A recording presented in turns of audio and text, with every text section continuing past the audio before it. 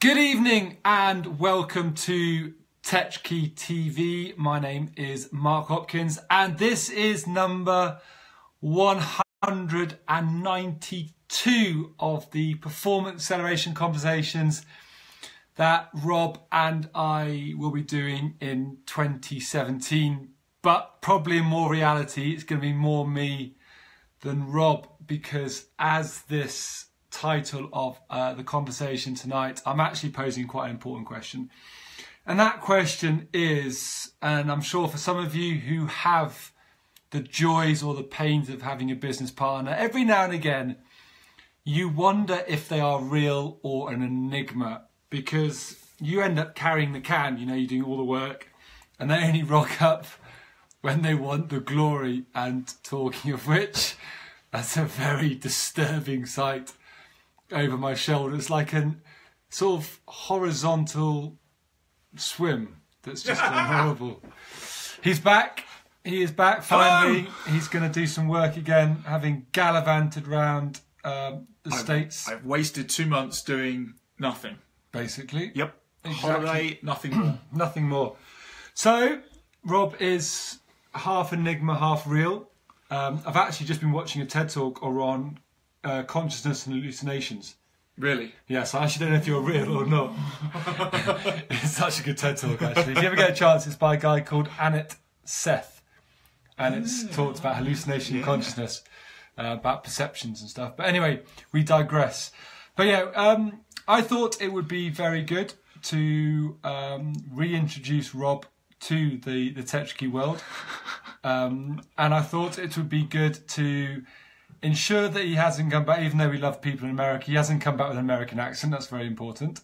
No, still a pom. Still a pom. And I thought we could find out what he's been up to for the last couple of months, and more importantly, the top 2 or 3 things he's learnt that he's bringing back. And Rob and I have already tonight over we'll call it a braai or a barbecue. Steak, flame grilled steak. We've already started chatting about what we're going to achieve over the next 3 months, which is incredibly exciting. So, you've probably bored of listening to my voice for the last 2 months. So, I'm going to carry on talking. Go for it. I mean, I left home on the 22nd or 23rd of August. 2 months later, I've got back home. The garden is, the grass is virtually knee high, and the child has grown. Although I was lucky because I'm a firm believer that neither of us believe in work-life balance. We just believe in life. And so I've been fortunate in my 2 months of wandering to have my wife and daughter with me for, I think they're with me for a month of my gallivanting around, getting to go to the cool places I get to go to different places we work at, get to meet people who we talk about on occasions. And I've spoken to my wife about these people many, many, many times, and then she actually got to go and hang out with these people, but other business partners, coaches we work with, all sorts of things. So while I've been away from home for 2 months, I haven't been without friends and family. So that's been, apart from Mark, I haven't seen Mark for 2 months. I think we haven't done. You think almost 3 months since we did a Facebook Live together. I think it's pretty close. It's a good couple of it's going 2.5 minimum. It is. So I spent some time whilst I was away pressing reset. Mark's been all over Europe 3 times this year, 4 times this year. Yeah, a few times. Something like that. 3 or 4 times this year, and I hadn't had a holiday for quite a long time. I think November last year was the last time I went away anywhere for more than a couple of nights. So so I took some time and had a bit of a vacation for a while. Read a whole bunch of books. A vacation.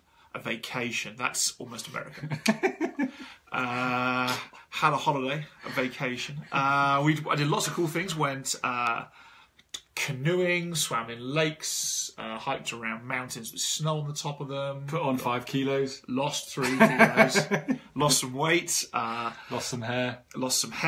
Did a bunch of sea kayaking. And hung out in some beautiful places with some really, really beautiful people. I did get to do a bit of work, but I kind of like to be present in whatever I'm doing. So if I'm working, I tend to ignore everybody else. and unless they're working with me, and if I'm with my wife and daughter, I tend to just ignore work. Although for us entrepreneurs, that's a little bit of a challenge on occasions, that separation, that curiousness that entrepreneurs have about, I wonder what if, or could I fix this, or how could I fix that? Don't want to miss out on this. Don't want to miss out, or is there a margin in it? All those things. I guess that didn't stop for that month.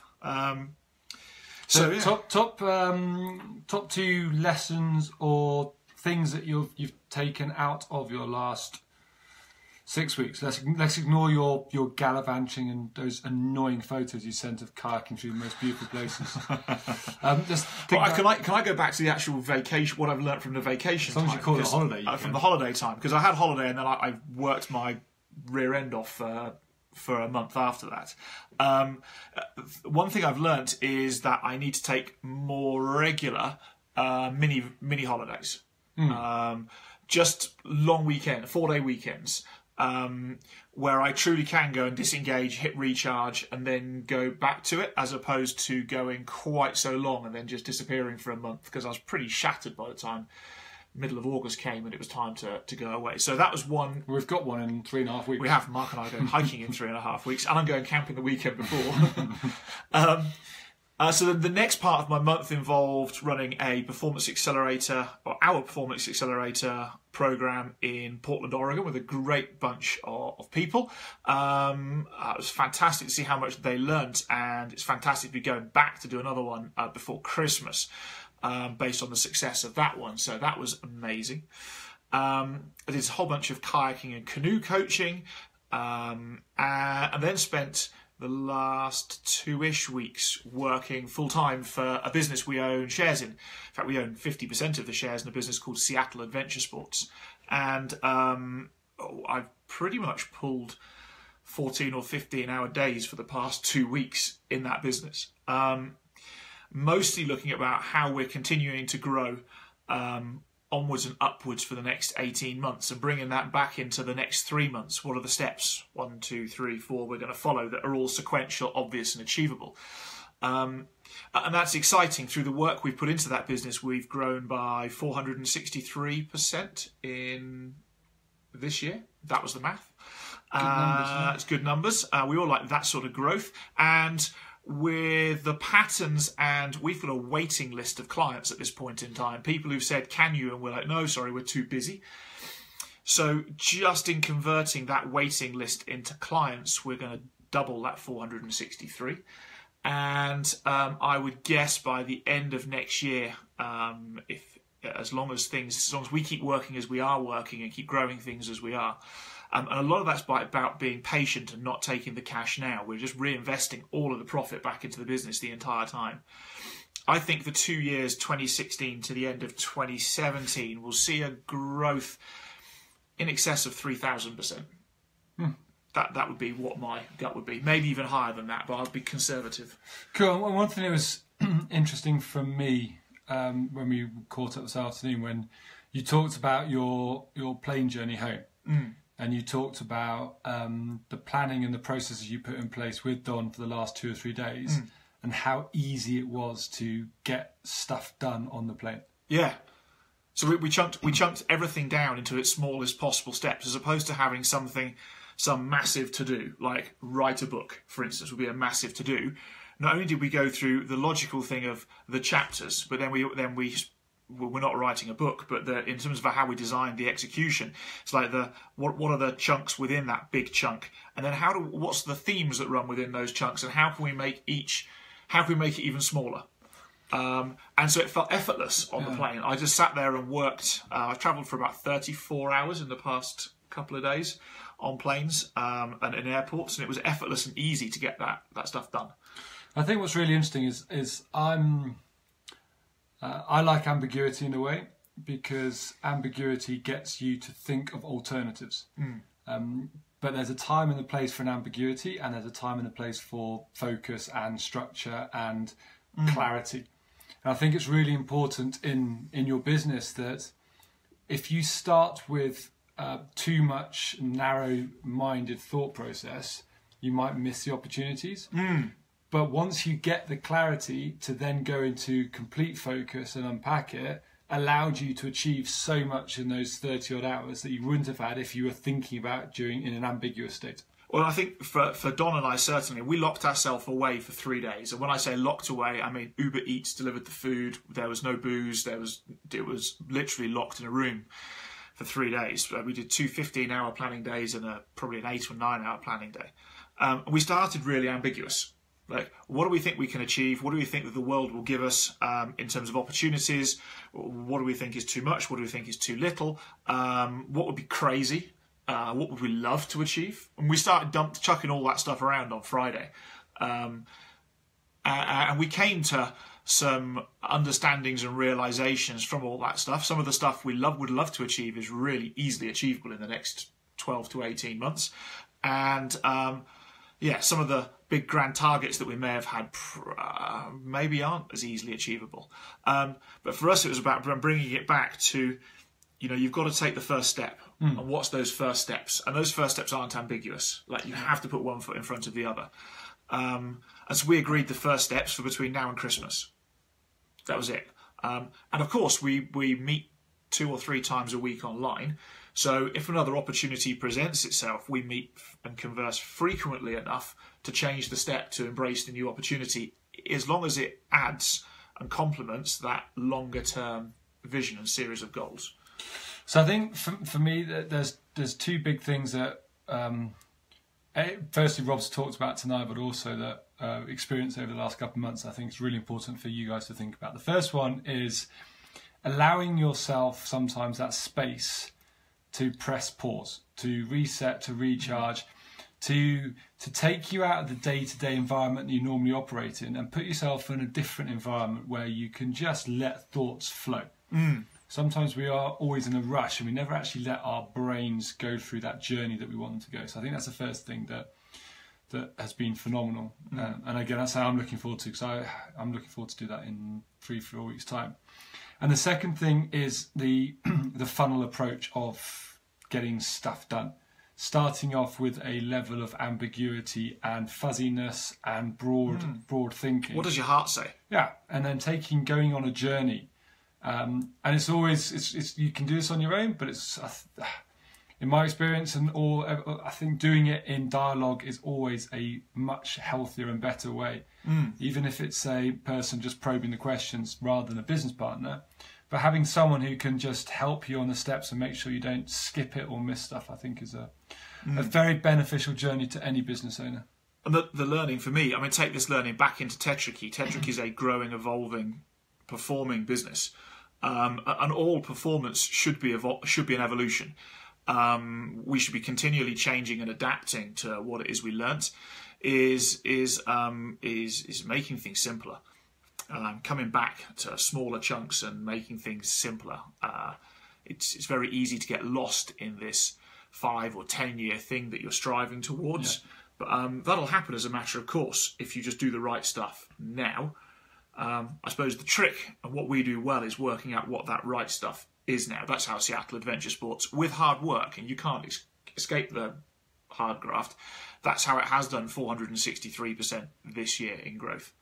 So I just want to reinforce that point, because there are obviously ways that you can do things, and there's no such thing as a perfect methodology. Having said that, all our experience in Tetrakey and everything, and what you've just done in Seattle Adventure Sports, the foundation of it is bloody hard work. It is putting in the grind. And it's enjoying the work that you've got to do to get the reward. It's like you watch, silly example, but you watch someone like Usain Bolt, and his performance is 9.6 seconds, but the graft and the work to get you to 9.6. So yes, this whole aspiration we all have of earning loads of money with doing no work. It doesn't exist. Unless you win the lottery. It's in terms of building a business, it doesn't exist. Here's an interesting thing. So we've owned shares in Seattle Adventure Sports for 18 months now, and we're still have not earned money from Seattle Adventure Sports. That's not that Seattle Adventure Sports isn't profitable through choice, because everything that we do in terms of, and again in terms of cash, goes back out again in terms of reinvestment in the business and growth of the business. Now, there is going to reach a tipping point, I reckon, middle to end of next year, where we'll start to be able to draw money out that doesn't detract from the growth. It doesn't slow the growth cycles down. But I see so many people who are desperate to take cash now, and all they do is they starve themselves in the future. You can take 1,000 units of whatever currency you'd like now, and probably that's all you'll ever be able to take is that 1,000 units. But the longer you can keep ploughing those 1,000 units back into growth, and real growth, not shiny shit, real growth. The exponential growth is massive. Exponential growth, and it's huge. That's how you achieve thousands of % of growth. I saw a cool saying yesterday, and it said it had pictures of Mark Zuckerberg and Steve Jobs and Gary Vaynerchuk and a few other very, very successful people, and it said, surely the art of all of this is to be rich, not look rich. And that suddenly struck me as how much money do we waste on shiny, unnecessary stuff, depriving us of having it later, sometime, maybe even given to us later. Anyway, so that's been some of my learnings and thoughts, I suppose, over the past couple of weeks, and I'm psyched now. I go back to the US in 5 or 6 weeks' time, so I'm psyched now to do 5 or 6 weeks of 14 or 15 hour days in Tetrakey. So yeah, some exciting stuff coming up. So from that, I think it's good to have you back. Good to focus on stuff again. Yep. And some exciting stuff as we talk about some more stuff that we are working on here, which is very exciting. It is. Thank you for covering Facebook Live and everything else for us, for us. And we're going to have all sorts of exciting news coming up in the next week or 10 days. But I need to speak to Mark about what I'm allowed to say and when, because I have a habit of going blah, blah, blah. And yeah. Anyway, on that note, we can say goodbye quickly. Good night. Bye.